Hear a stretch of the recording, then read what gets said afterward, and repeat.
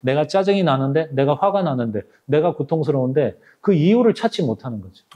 이게 마치 내 동료들이나 옆 사람이나 내 부모 탓인 것 같은 거죠. 이 전체가 안 보이는 거죠. 구조가 안 보이는 거죠. 예. 내가 왜 힘들지? 내가 왜 퇴근 시간에 이렇게 멀리 다녀야 되지? 자기 안에서 빛을 받아들일 준비가 되어 있지 않으면 빛이 들어와도 그 빛을 받아들이지 않거든요. 눈을 감고 있으면 환한지 깜깜한지 알 수 없듯이 틈바구니에 들어오는 빛을 여기 빛이 있네라고 그 빛을 만져보는 것도 사실 개인의 선택이라고 생각을 하거든요. 오늘은 류대성 작가님 찾아뵈러 왔습니다. 안녕하세요, 작가님. 아유, 반갑습니다. 작가님 소개부터 제가 잠깐 드릴게요. 책과 함께 사는 사람, 책을 읽고 글을 쓰는 사람이라고 자신을 소개하고 계십니다. 그동안 독서나 글쓰기, 교육 관련해서 여러 강의를 해오셨고요. 그리고 이번 신간 모든 틈에 빛이 든다를 내셨습니다. 저는 이제 작가님 책을 읽고 온 터라 사실 이 소개도 부족하다는 생각이 들거든요. 우리 사회의 부조리와 불평등에 대해서 경각 소리를 울리는 살아있는 지성인이다 라고 말을 덧대고 싶습니다. 그런데도 불구하고 여전히 아쉬운 마음이 드는데요. 작가님께서 조금 더 소개를 좀 해주셨으면 좋겠습니다. 이게 제일 난감한데, 네, 자기 안에 있는 정체성이나 생각이나 감정이나 이런 것들을 잘 녹여내야 되는데 제가 그런 게 좀 부족하고, 네, 드러낼 줄 모르고 부끄러워하고 성격상 그래서 그냥 어디서든지 책 읽고 글 쓰는 사람이다, 이 정도 소개가 가장 적절한 것 같아서 더 이상 뭐 포장할 거는 없을 것 같습니다. 그래서 이렇게 늘 표현하시는군요. 책을 정말 많이 내셨더라고요. 그리고 또 제가 죄송하기도 하고, 이때까지 류대성 작가님을 몰랐다는 게 참 부끄러웠어요. 아유, 무명 작가라고 그렇죠. 그러니까 제가 독서를 참 편향되게 해왔구나라는 생각이 좀 들더라고요. 이번 책은 작가님께 어떤 의미인가요? 책이 나올 때마다 물론 아주 소중한데, 이번 책은 저한테 아주 작은, 개인적으로는 전환이 되지 않을까 그런 생각이 들거든요. 지금까지는 대체로 인문교양서적이라 그래서 표지부터 조금 딱딱하거나 네. 지식을 전달하거나 요약하는 이야기들이 굉장히 많았는데, 이번에는 출판사의 의도도 그렇고 제목도 그렇고 전체적인 분위기가 머리가 아니라 가슴을 조금 울리는 방식으로 메시지를 전달하는 게 사람들한테 조금 더 효과적이지 않을까? 저 스스로도 그런 느낌을 좀 받았거든요. 네. 오로지 출판사 덕분에. 그래서 그냥 글을 쓰는 거 이외에 사람들한테 전달하는 과정 혹은 이게 전달되는 방식도 달라질 필요가 있겠구나라는 생각을 좀 했습니다. 제목이나 표지나 이 편집이나 이런 것들이 에세이로 이렇게 다듬어 주셔갖고 이게 조금 독자들한테 더 닿을 수 있겠다 이런 생각은 많이 했어요. 그래서 오히려 감사하기도 했죠. 문화비평이라고 했으면 안 읽었어요. 사람들이 손도 안 댄다. 왜 예전에 경수필, 중수필에서 에세이, 미셀러니 이렇게 구별하기도 했는데 그건 이론적인 거고, 사실 에세이의 출발은 형식에 구애받지 않는 굉장히 철학적이고 사색적인 글인 거죠. 여러분 말랑말랑하진 않지만 꼭 읽어보세요. 멀리서 보면 말랑말랑한데 손을 대보면 딱딱합니다. 저는 이 글을 읽으면서 좀 신기했어요. 전혀 상관이 없을 것 같은 주제들인데 마치 퍼즐처럼 마지막을 읽고 나면 딱 맞아떨어지는 거예요. 뭔가 다 이렇게 뿔뿔이 흩어져 있던 것들이 어떤 일관된 구조처럼 하나의 완성품이 나오는, 어떻게 이런 글을 쓰실까라는 궁금증도 들었고요. 이 자체가 우리가 보는 눈을 또는 인식을 확장시켜 주는 게 아닌가라는 생각도 들었어요. 사실은 제가 질문지를 미리 보내주셨잖아요. 그래서 질문지를 이렇게 살펴보다가 이 유튜버님이 어떤 분이지? 라고 사실 인터뷰하면서 이런 얘기가 이게 적절한지 모르겠는데 깜짝 놀랐어요. 그리고 되게 글을 쓴 사람 입장에서는 너무 감사하더라고요. 그래요? 네. 왜냐면 이 책의 가장 큰 특징이자 제가 개인적으로 심혈을 기울였던 부분이 그 부분이거든요. 제가 읽고 싶었는데 잘 없는 글을 쓰고 싶었던 거죠. 대부분 그렇겠지만 어떤 하나의 생각이나 실마리를 풀어나가다 보면 이게 생물학이나 심리학에서 그쳐버리는 경우가 있고요. 왜냐하면 지식의 생산자들은 대체로 자기 전공 분야나 연구 분야에 한정되어 있는 지식들을 끊임없이 생산해내거든요. 그리고 독자들이 지식의 소비자들이라면 글을 쓰는 사람들은 지식의 편집자라고 생각을 하거든요, 저는.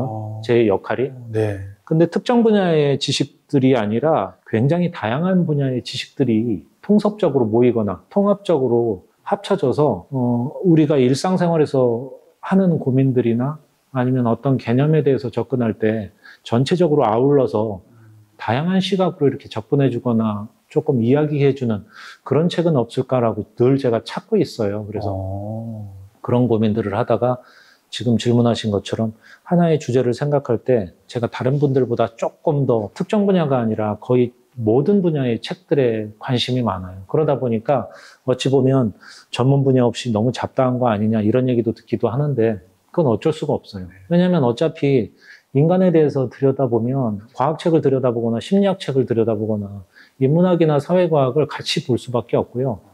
그러면 왜 사람들은 이런 것들을 아름답다고 하지 그러면 예술 분야의 책도 볼 수밖에 없거든요.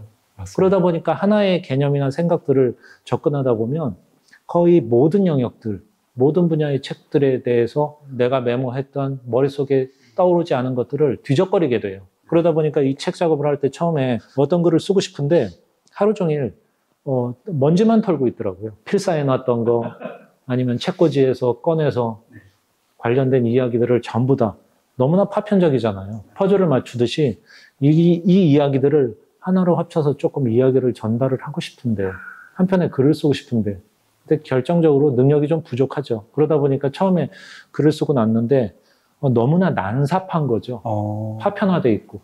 그러나 그냥 오늘 현재까지 최선을 다해서 그런 것들을 적절하게 잘 설명하거나 어울릴 수 있도록 배치하는 노력의 결과물. 근데 그걸 이제 읽어주시거나 그런 부분들이 재밌었다고 해주시면 글을 쓴 사람 입장에서는 이제 정말 더할 수 없는 감동인 거고 이게 뭐야 그러고 이제 넘어가시면 전적으로 글을 잘못 썼다고 생각을 하는 거고요. 좀 부끄럽긴 한데 책을 읽다가 울었다고 하면은 좀 부끄럽지만 제가 2번을 울었어요. 미치겠다. 그 중에 하나를 낭독을 하고 말씀을 좀 여쭙고 싶어요. 한국 사회의 무기력은 그저 아무것도 하지 않는 무기력이 아니라 세상의 변화 가능성에 대한 근본적인 불신에 기인한 과격한 무기력이다. 저는 이 장을 읽을 때 저도 이제 아이를 가진 아빠다 보니까 노력해야지, 또 하면 할 수 있어. 그런 말을 제가 습관적으로 하고 있는 게 아닌가라는 생각이 들었어요. 이제 이 장을 읽다가 아이들한테 너무 미안하기도 하고. 울컥하죠. 울컥했어요. 그리고 울었어요. 네. 지금도 사실 눈물이 좀 글썽한데 이 장을 쓰실 때 작가님이 마음이 어떠셨을까 되게 궁금하더라고요. 비슷하실 거예요. 이거 공감하시는 분들은 글을 읽다가 저도 글을 쓰거나 이렇게 검토하다가 울컥할 때가 있거든요. 저는 정말 눈물이 없는 편인데 오히려 나이 들면서 사회적인 문제 이런 이야기들을 하거나 이런 글들을 쓸 때 이제 울컥할 때가 있어요. 왜냐하면 근본적인 문제들을 저희가 모르고 외면하거나 알지 못해서 그냥 우리끼리 을들의 전쟁을 할 때 이럴 때 울컥하거든요. 과격한 무기력이라는 것도 내가 왜 아무것도 하고 싶지 않은지 그 원인을 잘 모를 때가 있어요. 해도 안 된다는 게 학습된 거죠. 근데 어린아이들 사춘기 때 이 세대론을 별로 좋아하진 않는데 20, 30대라고 할게요. MZ세대라고 하는데 이분들이 과격한 무기력에 빠지는 거는 반대로 이 나이 때까지 가장 인생에서 중요한 거는 너 얼마나 축적했니? 너 통장에 얼마나 있어? 뭐 차는 샀니? 뭐 이게 아니라 성취감이거든요. 제가 생각할 때 성공감, 무엇인가 이루고 내 가슴속에서 이 벅차오르는 그 느낌을 한번 받아본 인생의 성공감이나 성취감을 느끼고 나면 세상에는 돈보다 중요한 게 있구나. 이러한 가치나 혹은 이런 것들을 위해서 내가 조금 덜 벌더라도 재밌구나, 인생이 살만하구나, 내 것을 만들어갈 수 있구나, 이런 느낌이 들어야 되는데 사실은 지금 아까도 얘기를 하셨지만 자녀분 얘기하셨지만 10대, 20대, 30대까지 이런 성취감이나 성공감을 경려받지 못하는 거죠. 근데 그런 성취나 성공이 오로지 성적, 대학 합격, 취업 전선에서의 뭐 대기업의 취업 이런 정량적인 지표들로만 사람들에게 인정을 받으려고 하거나 인정받을 수밖에 없는 상황이 되다 보니까 정성적인 평가라고 하잖아요. 눈에 보이지 않는 것들에 대한 소중함이나 성취감이나 만족감들 이런 것들이 없어지는 거죠. 그러다 보니까 그 위프레시 영화 굿잡 그걸 통해서 이제 그 꼭지를 쓰기 시작했는데 more harmful than good job. 몰아붙이잖아요. 그럼 어디까지면 몰아붙일 수 있을까요? 똑같이 몰아붙여도 A는 그걸 받아들일 수 있고 B는 그렇게 몰아붙이면 죽어버리는 경우도 있잖아요. 극단적으로. 그러니까 이 개별성을 인정하지 않는 몰아붙임. 자본주의 사회에서 가장 위험한 게 네 탓이야. 노력이 부족했어.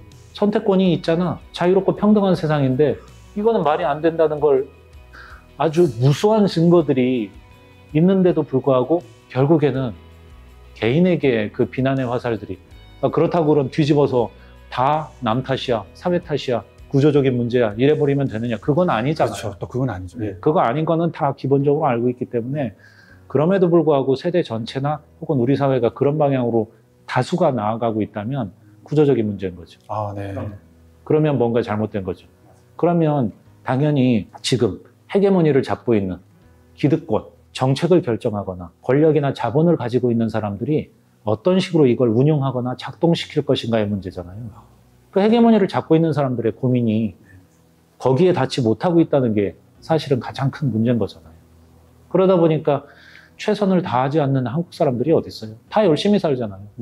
근데 그 결과치가 다르거나 만족도가 다른 걸 개인의 잘못으로만 돌리거나 개인 탓으로 하는 거는 정말 잘못된 거죠. 그러면 고개를 들어봐야 되는 거죠. 이제 전체를 보거나 다른 원인들은 없는지. 그 고민들이 시작되면 변화가 조금 있지 않을까라는 아주 소박한 바람인 거죠. 제가 글을 쓰면서 느꼈던 것들을. 세 번째 시선이라는 장에서 발터 벤야민의 이야기로 시작하세요. 구원은 연이은 재앙의 작은 틈 속에 버티고 있다. 저는 이 말을 들으면서 그 작은 틈새에서 희망을 찾기 위해서 의도적인 노력이 필요하겠구나. 또 한 가지는 책 제목이 모든 틈에 빛이 든다인데 이 내용과 또 연결된 게 아닐까라는 생각도 들었어요. 지금 얘기하신 부분하고 맞닿아 있는데요. 대체적으로 저는 그렇게 생각을 하거든요. 인생을 바라보는 관점들이 조금씩 다르시잖아요. 태어나 보니 살아가야 되는 거고 살아가는 과정 자체가 결코 녹록지 않죠. 누구든지. 인생을 바라보는 관점 자체가 저는 비극까지는 아니어도 고통과 슬픔이 밑바탕이 깔려 있다고 생각을 합니다. 그러니까 발터 벤야민의 이야기도 수많은 좌절, 고통, 슬픔, 이런 재앙, 재난들이 우리 인생의 파도처럼 계속 밀려오거든요. 근데 그 사이에 작은 틈바구니에 구원이 있다고 얘기를 한 건 고통이나 좌절이나 혹은 실패와 슬픔, 그 틈바구니에 작은 틈들과 희망을 만약에 놓쳐버리거나 그걸 잃어버리면 저희는 살지를 못하죠. 매일매일 부딪히잖아요. 그 크기가 다르고 뭐 규모가 다를지언정 매일 좌절하고 매일 힘들고 매일 고통스러운데 그 사이사이에 접어놓은 책장처럼 자기 안에서 빛을 받아들일 준비가 되어 있지 않으면 빛이 들어와도 그 빛을 받아들이지 않거든요. 눈을 감고 있으면 환한지 깜깜한지 알 수 없듯이 틈바구니에 들어오는 빛을 바라보고 손을 내밀고 여기 빛이 있네라고 그 빛을 만져보는 것도 사실 개인의 선택이라고 생각을 하거든요. 그 모든 순간들 사이사이에서 나의 틈에 비춰진 빛들을 내가 잡을 것인지 말 것인지 볼 것인지 말 것인지의 문제라고 생각을 합니다. 너무 감동적입니다. 작가님께서는 순서에 상관없이 어느 부분을 자유롭게 펼쳐서 읽어도 된다라고 하셨는데 그럼에도 불구하고 이 목차 구성이 우리의 생각, 인식이 넓어져가는 어쩌면 인생의 어떤 축소판을 보여주는 것 같은 그런 단계가 느껴지더라고요. 처음에 책을 구성할 때 다른 분들도 마찬가지겠지만 단편적인 글은 이게 파편화되어 있잖아요. 근데 한 권의 책을 읽는다는 거는 집을 짓는 것하고 비슷합니다. 그러니까 집 안에 네. 화장실이나 부엌이 빠질 수 없잖아요. 네네. 그것처럼 이 책 전체를 통해서 전달하고 싶은 메시지가 먼저 있을 거고요. 그 다음에 이제 각 부나 장에서 이제 나눠서 담게 되거든요. 네. 근데 이 책은 다른 책과 다르게 처음 쓸 때부터 목적이 그랬거든요. 어느 페이지를 펼치고 한 꼭지의 글을 읽고 또 넣어뒀다가 또 생각나면 또 한 꼭지를 읽고 이렇게 했으면 좋겠었는 마음이 담겨 있어요, 사실. 이 책을 처음부터 끝까지 한 번에 다 읽는다는 거는 독자로서도 굉장히 부담스러우실 거예요. 왜 그럴 수밖에 없냐면 이 책을 뭐 왜 이렇게 어렵게 써서 그런 뜻이 아니라 책에 실린 글을 한 편 한 편 쓸 때 정말 많은 시간이나 많은 이야기들이 담겨 있거든요. 맞아요.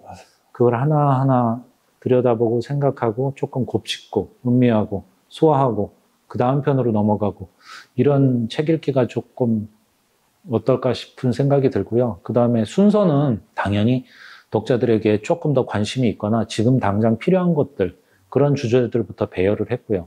그리고 편집 과정에서 당연히 편집자님의 의견도 받아들였고요. 그래서 그 각 부의 구성이나 부에 속해 있는 각 글들은 이게 인생 전체에 걸쳐서 우리가 매일 부딪히는 문제들이거나 아니면 언젠가는 부딪히게 되는 문제들.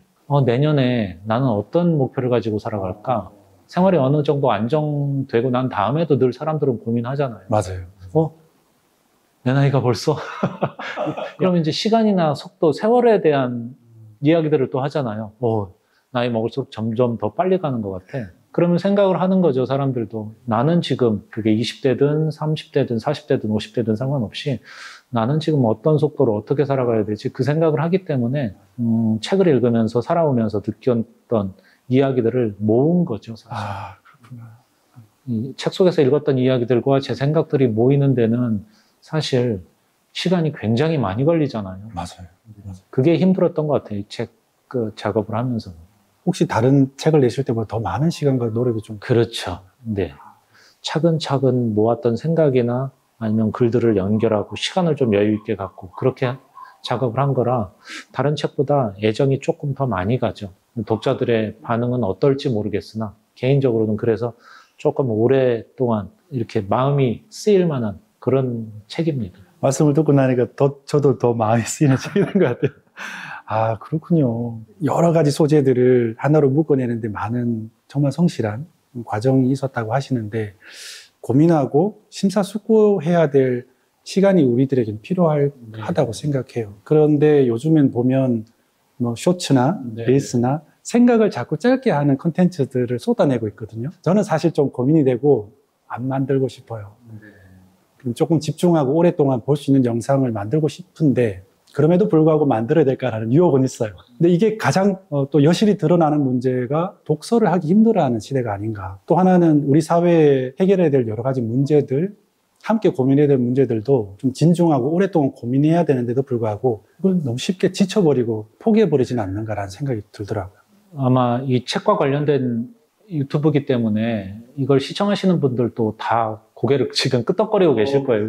왜냐하면 이게 관심 있는 분야의 사람들끼리 이야기를 하다 보면 다 공감을 하는데 책에 관심이 없거나 읽지 않는 분들은 쟤네들 뭔 소리 하는 거야 이러거든요.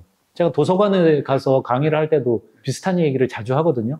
사실 도서관에 책에 관련된 이야기를 듣기 위해서 작가를 만나기 위해서 오시는 분들은 평소에 책을 읽는 분들이잖아요. 맞아요. 근데 안 오셔도 될 분들이죠. 사실 이분들은 어찌 보면 그분의 책으로 충분한 분들일 수도 있어요. 평소에 관심이 없거나 좀 들으셔야 될 분들은 잘 안 오시잖아요. 비슷한 것 같아요. 요즘 사람들은 이렇게 돈으로 딱 던져줘야 이해가 빠르잖아요. 쇼츠처럼. 근육량 1kg가 대략 한 1,300만 원에서 1,600만 원 정도의 가치가 있다. 1kg이요? 네, 근육량 1kg. 이야.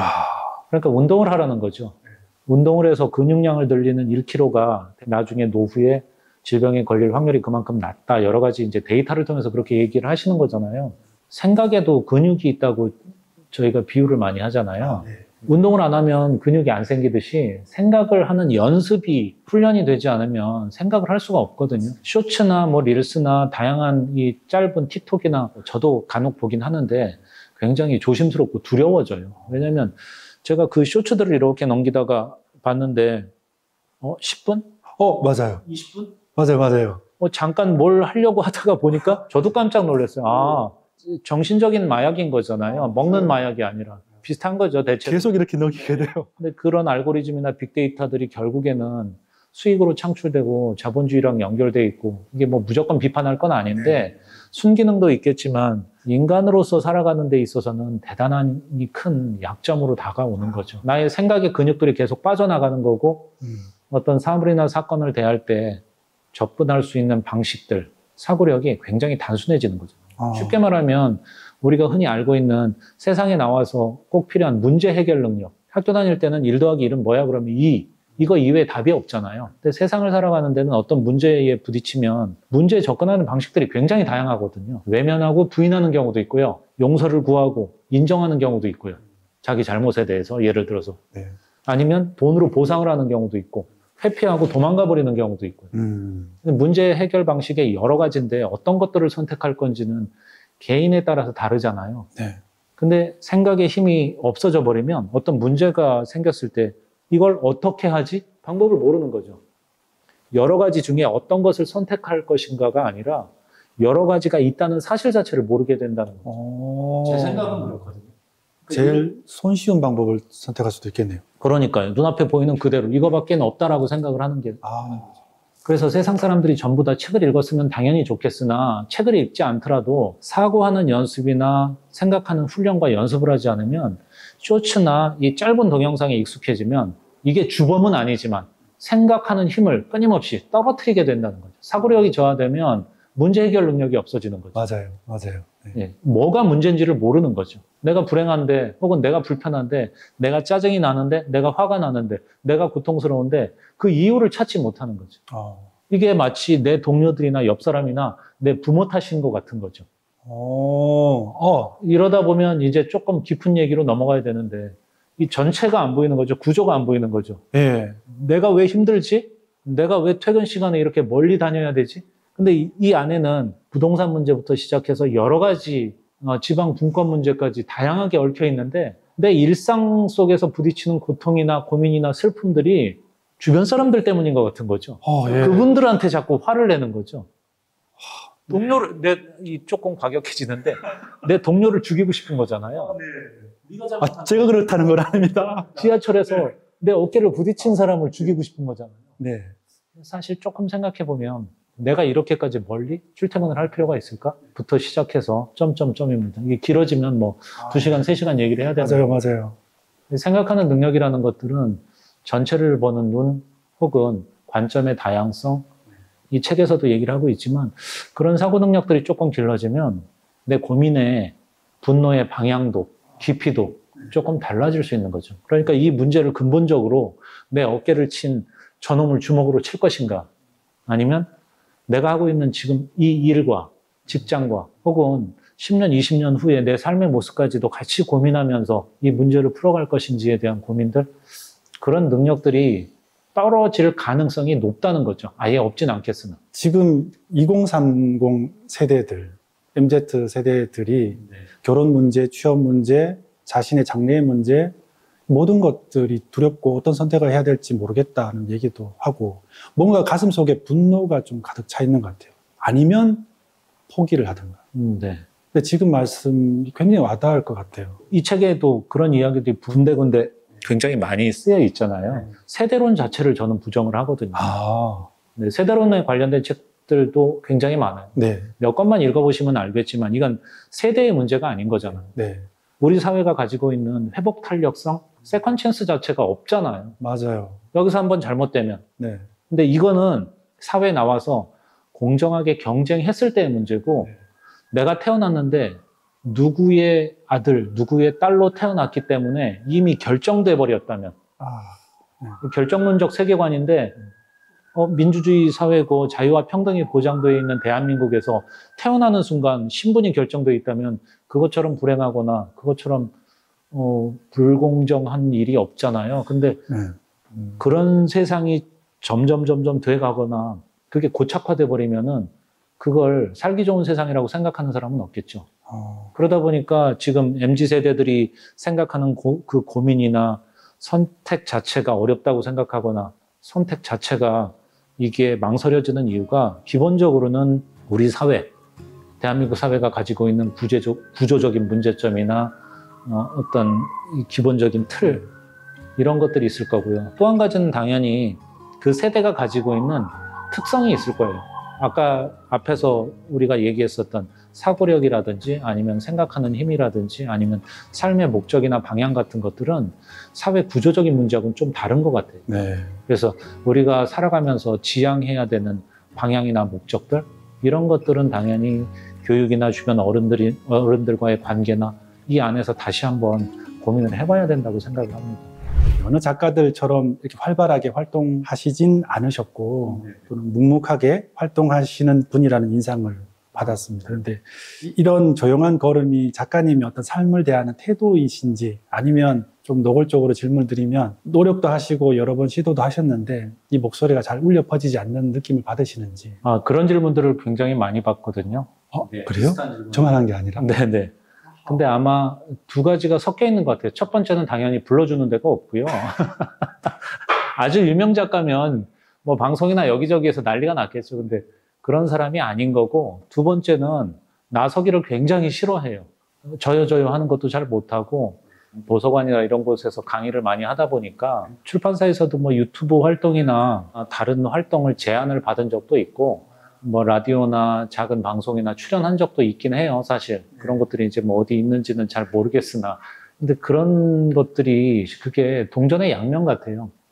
글을 쓰는 사람 입장에서는 저의 목소리가 조금 더 많은 사람들한테 알려졌으면 좋겠다라는 소망은 있는데, 그렇다고 방송이나 이런 데 좀 적극적으로 출연하거나 아니면 뛰어다니면서 알리고 싶은 그런 건 또 잘 못하는 양면적인 성격이 있는 거죠. 그러다 보니까 독자로서 이제 제가 느끼는 거는 똑같습니다. 굉장히 활발하게 활동을 하시는, 그러니까 화면으로 자주 비추는 작가들의 책은 제가 신뢰하지 않거든요. 네, 읽고 쓸 시간이 부족하다는 걸 충분히 알고 있기 때문에. 그래서 이제 그리고 다시 사라지거나 요즘 사람들의 관심이 뜸해지면 좋은 책이 나올 가능성이 높죠. 개인적인 편견일 수도 있는데 꼭 비례하는 건 아니지만 대체로 학자들도 그렇잖아요. 뭐 정치적으로 아니면 이제 방송을 위해서 열심히 하시는 분들의 연구 결과들이나 아니면 컨텐츠들이 뛰어날 가능성이 좀 적거든요. 그래서 그만큼 절대 시간이 부족해지는 거죠. 그래서 양면성이 있는데 1차적으로는 그렇게 유명한 작가가 아니고요. 그 다음에 두 번째는 한 곳에 집중해서 읽고 쓰고 좋은 컨텐츠를 만들어내는데 집중하기 위해서 기회가 있어도 그런 것들을 즐겨하거나 나서고 싶거나 좋아하지를 않고요. 지금 이대로 저는 충분한데, 다만 이제 책이 나왔을 때는 이게 조금 더 알려지거나 많은 사람들한테 읽혔으면 하는 이 양면적인 이율배반적인 욕망이 사실은 있기도 합니다. 이제 끝나고 난 다음에 마케터님 인터뷰를 별도로 따도록 하겠습니다. 너무 겸손하시다고 생각하고요. 저도 사실 근데 작가님을 원래는 알지 못했거든요. 근데 원고 읽고 사실 너무 좋았어요. 제가 좀 원고를 읽고 좀 저한테 많이 와닿아서 제가 편집자 분한테도 얘기를 했고 대표님한테도 말씀을 드렸는데 조금 밀고 싶다라고 했어요. 그래서 좀 욕심을 가지고 조금 더 애정을 가지고 작업을 진행을 했고 그러다가 보니까 이제 PD님의 채널도 찾게 됐고 제안을 드렸습니다. 네. 전 이번 책 읽으면서 정말 꼼꼼하고 정성을 다해서 만들었다는 생각이 들었어요. 여러 출판사하고 책을 또 내셨고 앞으로도 그러실 테지만 이번에 초록빛 책공방과 함께 작업하신 건 어떠셨습니까? 굉장히 의미 있는 작업이었는데, 그전에는 뭐 창비나 휴머니스트나 현암사나 조금 규모가 크거나 이름 있는 출판사들하고도 작업을 해봤고 했는데, 이번에 글을 쓰면서는 혼자서 그런 생각을 했었거든요. 엉뚱하게도 1인 출판사하고 작업을 해보고 싶은 생각이 늘 있었어요. 네. 근데 사실 저 지방에 있는 멀리 있는 출판사의 원고를 투고도 해봤거든요. 근데 이제 거절당하기도 하고 했어요. 작가님을 거절했다고요? 아니 왜 우리 출판사랑 작업을 하시려고 하냐고, 이런 출판사도 있었거든요. 저는 개인적으로 무명이라고 생각하고 매번 조심스럽고 한데, 출판사의 규모나 이런 거하고 상관없이 제가 의도했던 것들은 책 한 권에 대한 정성, 혹은 글은 제가 쓰지만 글을 쓰는 사람 이후에 글을 쓴 다음에 독자들에게 전달되기까지의 과정은 출판사나 편집자나 마케터의 역할이 굉장히 중요하거든요. 근데 그 책에 담겨야 되는 정신이나 방향이나 목적이나 독자들에게 전달하고 싶은 메시지나 이런 것들을 얼만큼 고민하고 작가하고 같이 호흡을 할 수 있는지, 저는 그런 부분들이 굉장히 중요하거든요. 어느 출판사인지 아니면 뭐 얼마나 팔렸는지 출판사 입장에서는 굉장히 중요하겠지만 예, 개인적으로는 사실 그런 것들이 더 소중하거든요. 근데 이번에 작업은 개인적으로는 가장 의미 있었던 혹은 즐거웠던, 기억에 남을 만한 협업이라는 게 무언지, 아니면은 글을 쓴 사람의 의도를 조금 더 파악해서 책을 만들고 독자들에게 전달되는 과정 자체가 개인적으로는 너무 마음에 들었던 아주 잊을 수 없는 추억이 될 것 같은 그런 작업이었거든요. 제가 이 질문은 마케터님한테 받은 질문이 아닙니다. 여기 독자님들도 책을 나중에 한번 읽으실 때 보시면 뒤쪽에 작가님께서 여러 책을 참고하셨던 그런 책들의 목록도 나오고 이 책을 정성스럽게 만들었다는 걸 느끼실 겁니다. 공존이라는 장에서 첫 번째 장이 맨스플레인이었는데요. 리베카 솔릿이 한 말이죠. 남자들한테 자꾸 설명한다고. 저는 평등이라는 말보다는 평권이라는 말을 좀 좋아하는데 어쨌건 성평등, 남녀 문제, 우리 사회의 여러 차이를 차별로 가져가지 말아야 된다는 말씀을 하셨는데 다른 장에 비해서 더 많은 질문을 던지신 것 같았어요. 질문을 많이 던지시고 작가님의 생각이 보이지 않았어요. 왜 그럴까요? 제가 못 본 건가요? 못 본 것일 수도 있고요. 어쩌면 쓰는 사람이 그만큼 조심스러웠겠죠. 페미니즘에 대한 잘못된 접근이나 오해들 이런 것들도 굉장히 많거든요. 너 페미야 아니야? 이게 사상검증하고 똑같잖아요. 이청준의 전집불 혹시 그 소설 기억나시나요? 저는 안 읽어봤습니다. 한밤중에 시골에 들이 닥치는 거죠. 온 가족이 자고 있는데. 그리고 이제 전집불을 비춰요. 6.25 때니까 누가 와서 전집불을 들이비추는데 총 들고 와서 자다가 일어나서 놀래잖아요. 사상검증하는 거죠. 그래서 누군지 몰라요. 전집불이라는 건 헤드라이트 눈이 부시잖아요. 그럼 북한군인지 몰라요. 그러니까 내 답변에 따라서 생사가 좌우되는 거잖아요. 절체절명의 순간인 거죠. 네. 너 국군 편이야? 북한 편이야? 이건 거예요. 상대방이 누군지도 모르는데. 네네. 그 사상검증인데 저는 그 전집불이 떠올랐거든요. 최근에 그 페미니즘 논쟁에 대해서. 그러니까 일방적으로 뭐 여성 편을 들거나 뭐 남성 편을 들거나 뭐 역차별이다 이런 문제가 아니라 넓은 관점에서 이게 편견이나 차별의 관점에서 접근하고 싶었어요. 일단은. 이게 논쟁이 너무 심각해지니까 네. 여성에 대한 문제를 커다란 편견이나 차별의 카테고리 안에 담아서 일단 그것을 인정하는 사람은 없잖아요. 근데 범위를 좁히면 여성 문제에 대해서는 인정하는 사람과 인정하지 않는 사람들이 첨예하게 대립하거나 극단적으로. 무슨 말을 해도 욕이 반, 칭찬이 반. 이 정치권에서는 또 이걸 또 편갈라서 이용하기도 하고요. 선거철에는. 네. 그러다 보니까 여기서 질문이 많아진 건 이 질문들을 각자 가지고 있는 현재의 태도나 생각들을 답을 하다 보면은 무엇이 잘못됐거나 무엇인가 스텝이 꼬이는 부분이 있을 것이다라는 의도였던 거죠, 사실. 제가 던진 질문에 술술술술 답이 나오거나 자연스럽게 생각들을 깊이 했던 분들은 논리적인 모순이 없을 거예요. 차별은 나쁜데 여자는 아니야?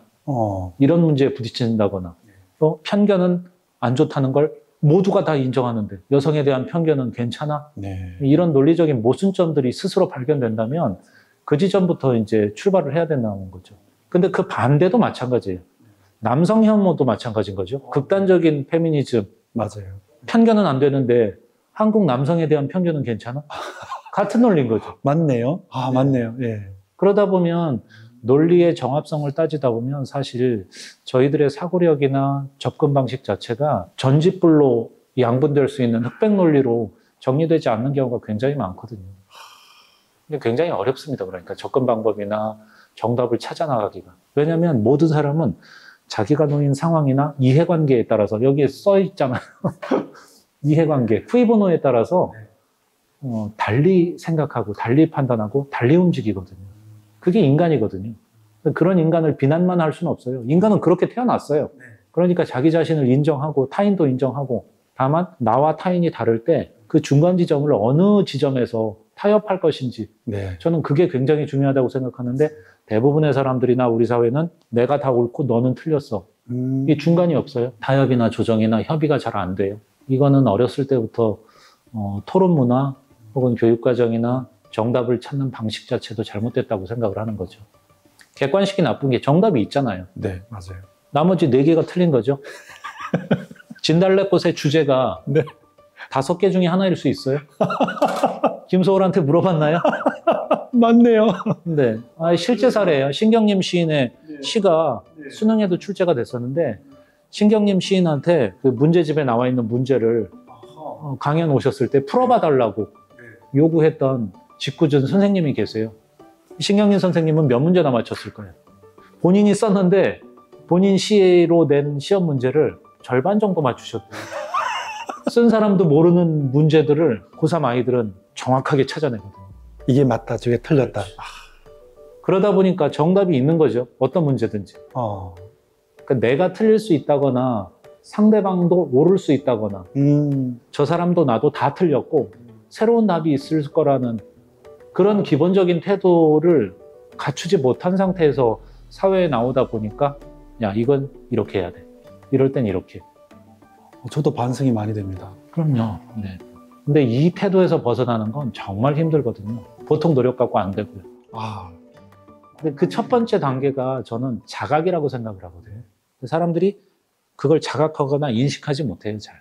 그 문제를. 나는 안 그렇다고 생각하는 거죠. 네. 더닝크루거 효과라고 자기가 잘 모르는 어떤 문제에 대해서 자기가 정말 잘 알고 있다고 생각하는 착각들을 굉장히 많이 하는 거죠. 잘 알고 있잖아요. 나는 굉장히 복잡한 사람이고 타인들은 굉장히 단순한 사람이고 그렇죠. 나는 복잡한 정답을 찾아가는 사람이고 다른 사람들은 단순하게 오답을 찾아간다고 생각을 하는 거죠. 거기에서만 벗어나도 우리 사회나 사람들과의 관계가 많이 달라지지 않을까요?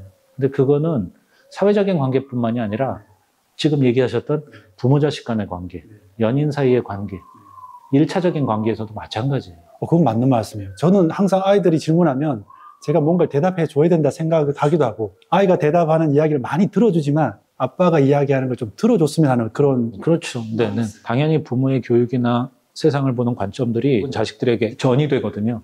그런 문화적인 토양이 사실 그 집안의 아비투수가 되는 건데 그것도 일견 나쁜 건 아닌데 그래도 정답이 계속 그 아이에게 주어지기 시작하면은 아이는 이제 정말 이제 편견을 갖고 또 하나의 정답을 갖고 이제 사람들을 보는 거잖아요.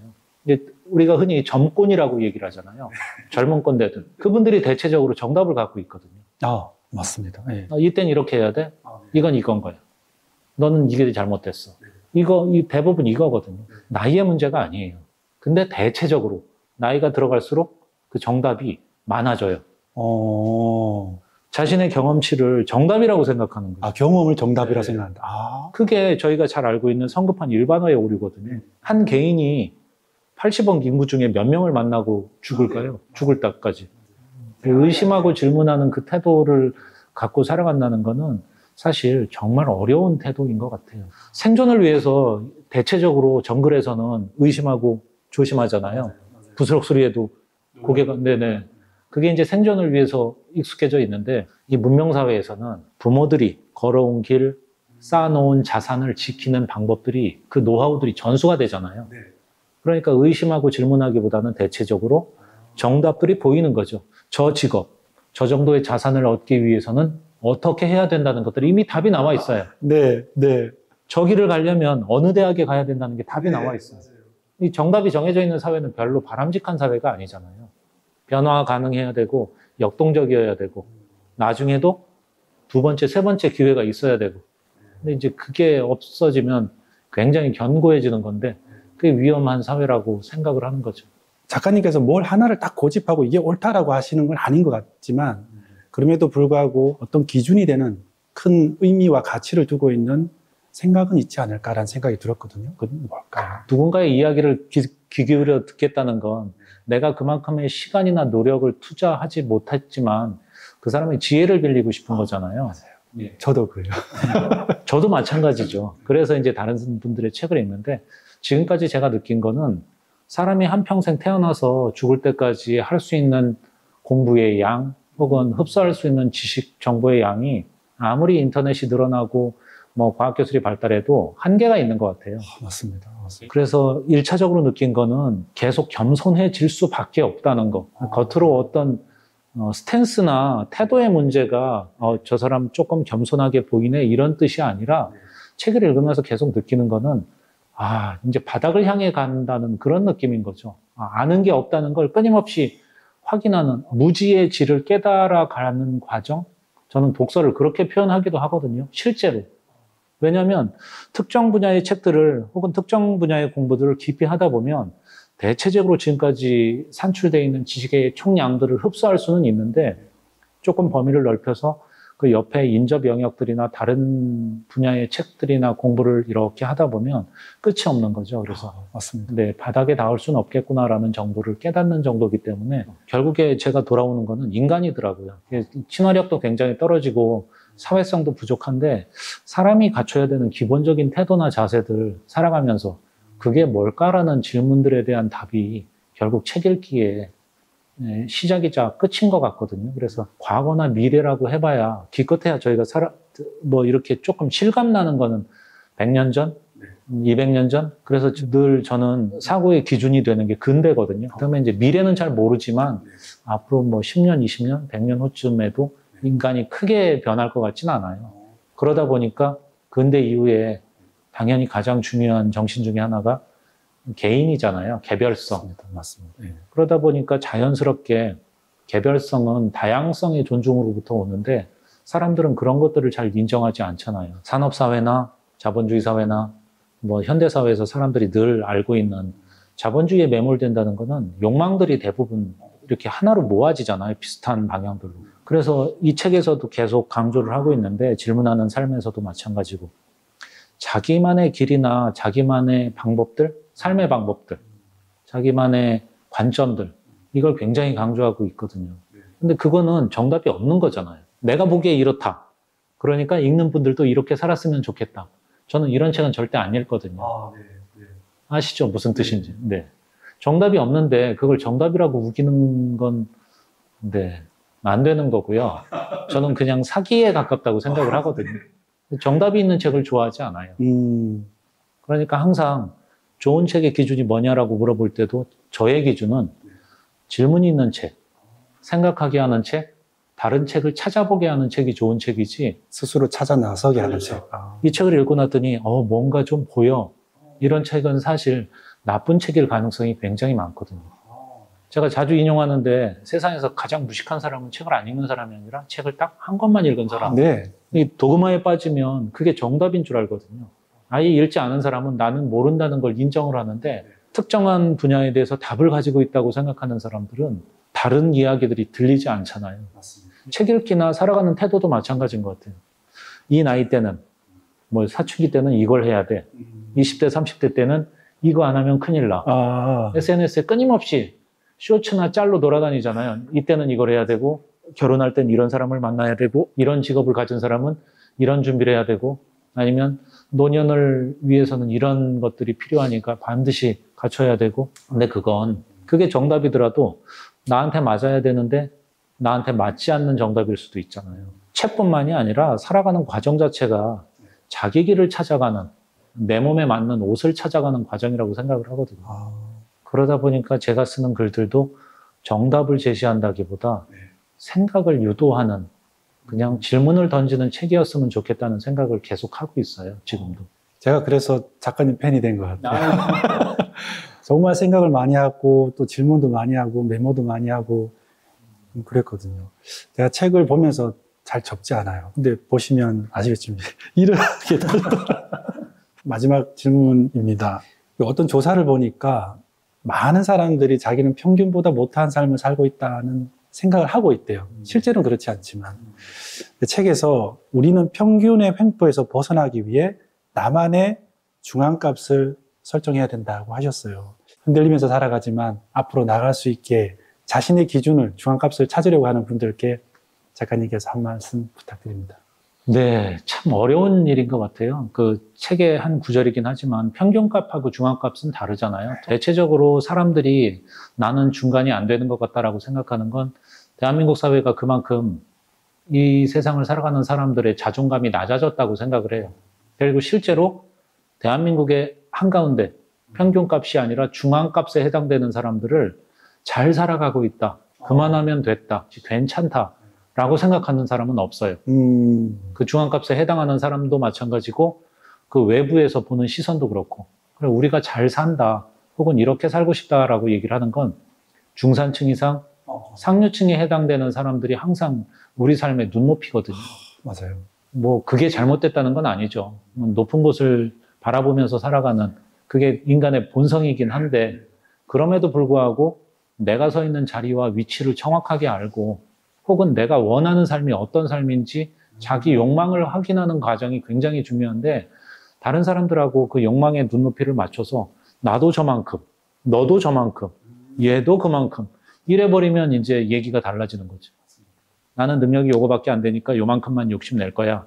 이러라는 뜻이 아니라 진짜 내가 가고 싶은 방향이나 원하는 삶의 형태들이 있을 거거든요. 네. 근데 그거는 뭐 자본, 돈이 될 수도 있는 거고 명예가 될 수도 있고 직업이나 어떤 영역에서의 성취감이 될 수도 있고요. 그런 것들을 점검하거나 확인하는 과정이 반드시 필요한데 그걸 확인하지 않고 그냥 외부적인 시선 혹은 대다수 사람들이 지향하는 목적지만을 같이 바라보면서 걷다 보면 자기 자신을 잃어버릴 것 같다는 생각에 그런 이야기들을 좀 썼던 것 같습니다. 너무너무 귀한 이야기 감사합니다. 책에서도 티핑 포인트에 대한 이야기를 하셨는데 티핑 포인트를 통해서 더 확장될 수 있는 가능성을 가진 걸 확인하는 순간일 수도 있다고 하셨는데 저는 이 책이 여러분들께서 많이 읽으시고 작가님의 목소리가 널리 퍼지는 티핑 포인트가 되었으면 좋겠습니다. 귀한 시간 함께 해주셔서 감사합니다. 작가님 감사합니다.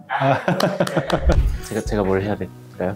네, 안녕하세요. 지금 초록빛 책공방이라는 출판사에서 마케터로 일하고 있는 박관홍입니다. 2시간 넘게 얘기를 했는데 2시간으로 전혀 느껴지지 않았고요. 좀 더 보고 싶었는데 작가님이랑 PD님이랑 얘기하시는 게 너무 재밌더라고요. 좀 질문거리, 생각할 거리를 좀 많이 던져주시는 시간이어가지고 굉장히 좋은 시간이었던 것 같습니다. 분명히 그 사람을 바라보는 마음이 어떠신지.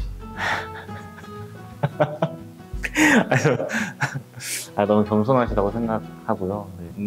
저도 사실 근데 작가님을 원래는 알지 못했거든요. 네, 원고 읽고 사실 너무 좋았어요. 제가 좀 원고를 읽고 좀 저한테 많이 와닿아서 제가 편집자 분한테도 얘기를 했고 대표님한테도 말씀을 드렸는데 조금 밀고 싶다라고 했어요. 그래서 좀 욕심을 가지고 저도 이제 막 제목회의에서 목소리를 내고 막 표지에도 목소리를 내고 그랬던 책이어가지고 조금 더 애정을 가지고 작업을 진행을 했고 그러다가 보니까 이제 PD님의 채널도 찾게 됐고 여기서 좀 진중한 얘기를 많이 나눌 수 있겠다. 채널의 성격과 좀 맞는 작가님인 것 같다라고 생각을 해서 제안을 드렸기 때문에 전혀 무명이라고 생각하지 않고요. 네, 너무 좋은 시간이었던 것 같습니다. 네, 책을 어쨌든 정말 많이 읽으셨구나를 그런 게 좀 느껴지는 채널이어서 좀 다른 여느 채널과는 좀 다른 길을 걷고 계시는구나 라는 생각을 했고 언젠가는 빛을 발할 채널이라고 생각이 들어서 제안을 드렸습니다. 네.